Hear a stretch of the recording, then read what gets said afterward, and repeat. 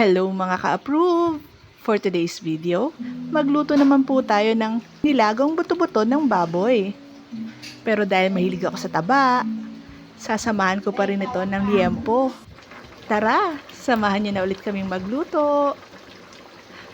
Una ay papalambutin muna natin yung baboy. Ilalagay natin ito sa 1 liter ng tubig. Lalagyan natin ng sibuyas, peppercorn, tapos titimplahan natin ng asin at paminta. Mga 1 hour din siguro natin palalambutin yan. Pagkatapos ay pwede na natin ilagay yung mga gulay. Lagyan natin siya ng saging ng saba, kalabasa at ng patatas.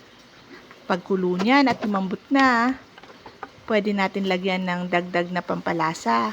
Nilagyan ko ng pork cubes at ng patis. Haluin lang po natin para kumapit na po yung lasa dun sa ating baboy. Pagkatapos niyan, pwede na natin ilagay yung iba pang gulay gaya ng repolyo at saka ng pechay.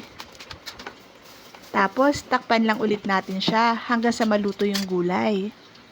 Pagkakulo, haluin nyo lang ulit. O, di ba ang dali lang?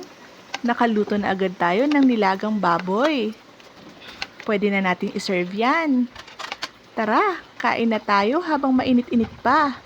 Perfect i-partner yan sa patis na may kalamansi.